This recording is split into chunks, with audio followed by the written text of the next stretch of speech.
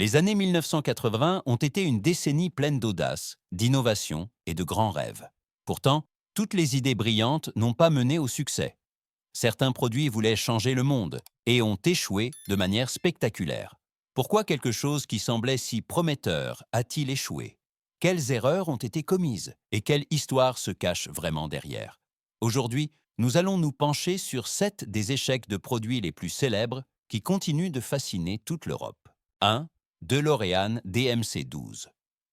La DeLorean DMC-12 est probablement l'un des exemples les plus célèbres de la façon dont un produit peut être à la fois une légende et un désastre. Lorsqu'elle a été présentée au début des années 1980, elle ressemblait à une voiture du futur. Carrosserie en acier inoxydable, lignes distinctives et les porte-papillons emblématiques qui étaient presque une invitation à une nouvelle ère du design. Mais la réalité était-elle aussi brillante que le métal dont elle était faite? Ou n'était-ce qu'une belle illusion? C'est exactement là que le problème a commencé. Derrière son look futuriste se cachait un moteur qui ne pouvait tout simplement pas tenir ses promesses. Les automobilistes s'attendaient à de la puissance, mais ont obtenu des performances qui correspondaient à peine à son allure sportive. Comment un acheteur réagit-il lorsque la promesse d'un rêve se brise sur la route? S'y est ajouté le prix élevé. Pourquoi quelqu'un achèterait-il une voiture chère surpassée par d'autres modèles plus puissants? La finition a également posé des problèmes. La production a été précipitée, les défauts de qualité se sont multipliés et les clients ont perdu confiance plus vite que DeLorean ne pouvait réagir. Et bien que la DMC-12 ait plus tard acquis un statut culte grâce à Retour vers le futur, cela n'a rien changé à son échec de l'époque. Une voiture qui rêvait grand, mais a échoué face à la réalité. Souhaitez-vous continuer avec le produit suivant? Au 2. McDonald's McDLT. Le McDLT était la tentative de McDonald's de créer une expérience de burger plus fraîche, mais il est finalement devenu l'un des plus grands flops d'emballage des années 1980. L'idée semblait d'abord astucieuse. Les ingrédients chauds comme la viande et le fromage devaient y rester d'un côté, tandis que la salade et la tomate étaient séparées et gardées au frais de l'autre côté. C'est seulement le client qui devait assembler les deux moitiés. Mais était-ce vraiment un avantage? Ou plutôt un effort supplémentaire que personne ne voulait? Déjà à l'époque, beaucoup se demandaient, quand on va chez McDonald's, ne cherche-t-on pas avant tout la rapidité? Le plus grand problème, cependant, était l'emballage. La boîte encombrante en polystyrène semblait surdimensionnée, peu pratique et ne correspondait plus à l'époque. Dans les années 1980, les gens ont commencé à prêter plus d'attention aux questions environnementales. Comment un produit qui générait plus de déchets que n'importe quel autre burger du menu pouvait-il survivre? En même temps, de nombreux consommateurs se sentaient dépassés. Pourquoi devrait-on assembler un burger soi-même alors qu'on l'attendait prêt à l'emploi? Le goût du McDLT était solide, mais cela n'a pas suffi à masquer les critiques concernant l'emballage, l'effort et l'impact environnemental. Le produit a disparu discrètement, presque secrètement, de l'assortiment. Aujourd'hui, on se souvient davantage de la boîte surdimensionnée que du goût. Le McDLT montre à quelle vitesse une approche initialement bonne peut échouer si elle ignore le quotidien des gens et l'humeur de l'époque. Souhaitez-vous continuer avec le produit suivant? 3. Colgate, lasagne. La lasagne. Colgate est considérée à ce jour comme l'une des expériences produits les plus étranges et inexplicables des années 1980. Colgate, mondialement connu pour ses dentifrices et son hygiène bucco-dentaire, a soudainement voulu se lancer sur le marché des plats surgelés. L'idée derrière cela semblait logique du point de vue de l'entreprise. Une marque forte pourrait créer la confiance dans d'autres domaines. Mais était-ce vraiment réaliste? Que pense un client lorsqu'il voit une lasagne au supermarché avec le même logo qu'il associe chaque matin au goût de menthe? C'est exactement là que le fiasco a commencé. Les consommateurs n'ont pas pu faire ce saut mental. Chaque fois qu'ils voyaient l'emballage, ils ne pensaient pas à un plat chaud et copieux, mais à du dentifrice. Comment l'appétit peut-il naître si l'on associe automatiquement la fraîcheur et l'arôme de menthe? Beaucoup se sont sentis carrément repoussés. Certains se sont même demandé si le plat avait un goût de menthe, alors que ce n'était pas le cas. Mais parfois, la simple imagination suffit à faire échouer un produit. Les détaillants étaient également sceptiques. Les plats surgelés nécessitent un précieux espace en rayon. Pourquoi le remplir avec un produit dont tout le monde s'attendait à ce qu'il échoue? Après un court laps de temps, la lasagne Colgate a disparu du marché et est devenue l'une des erreurs de marque les plus célèbres de l'histoire. À ce jour, elle sert d'exemple de la dangerosité qu'il y a à forcer une marque dans un domaine totalement inapproprié. Souhaitez-vous continuer avec le produit suivant? 4. Enregistreur Sony Betamovie. L'enregistreur Sony Betamovie de 1983 devait être la révolution dans le domaine de la vidéo domestique. Pour la première fois, une caméra et un enregistreur étaient mis réunis en un seul appareil. Pas de câble, pas de pièces supplémentaires encombrantes. Il suffisait d'enregistrer et de commencer. Cela sonne comme une avancée, n'est-ce pas? Mais pourquoi un concept qui était en fait en avance sur son temps a-t-il échoué? C'est là que commence l'histoire fascinante de ce flop. Le plus grand obstacle était le format.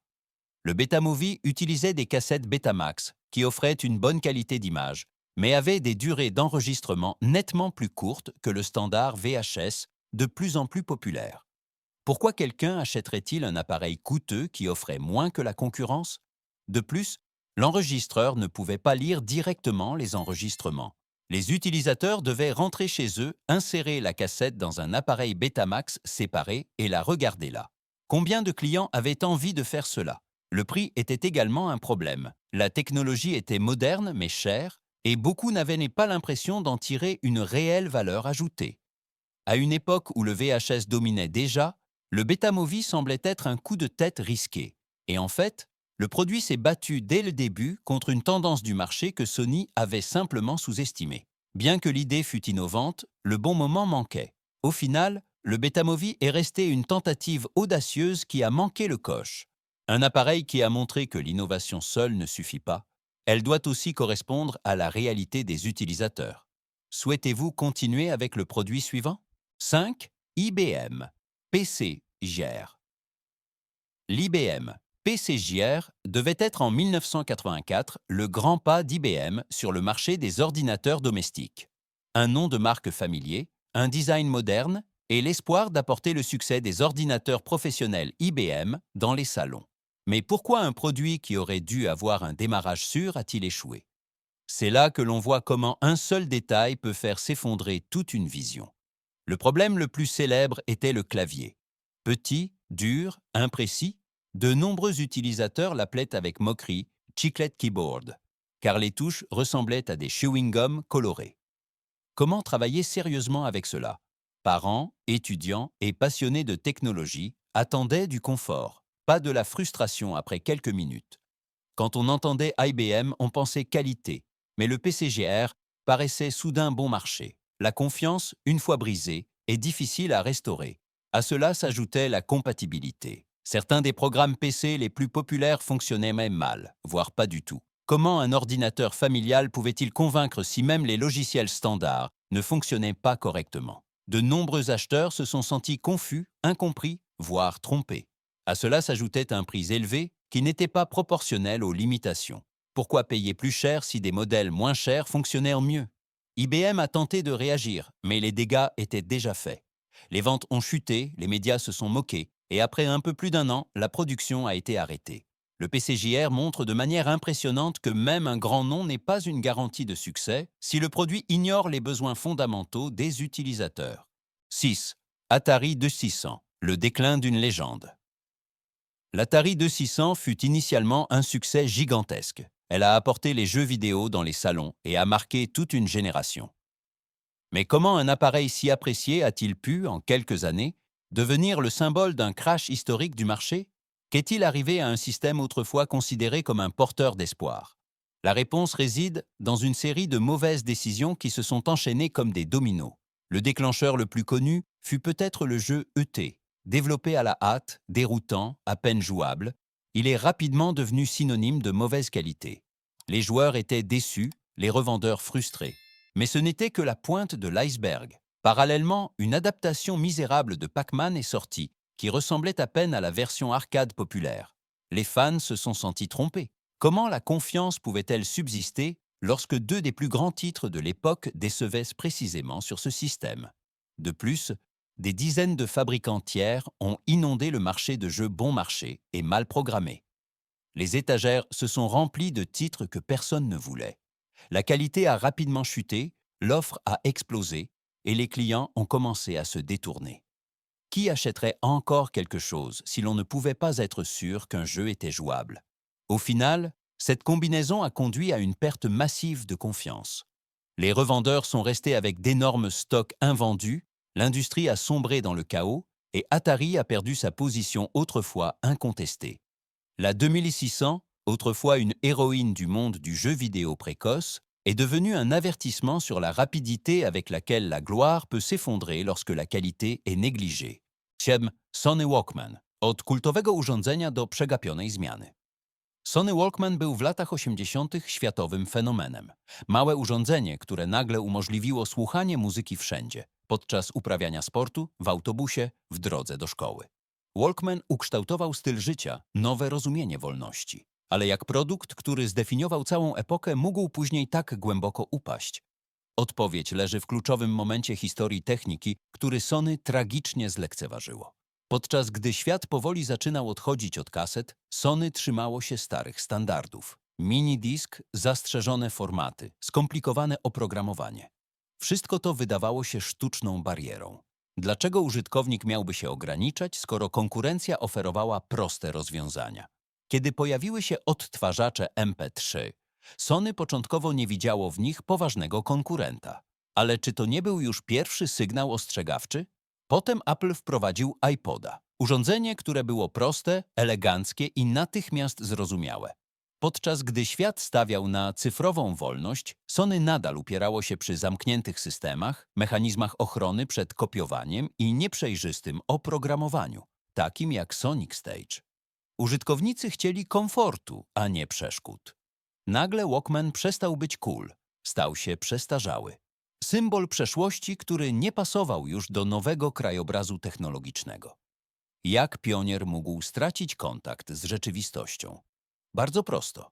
Kto ignoruje zmiany, traci rynek.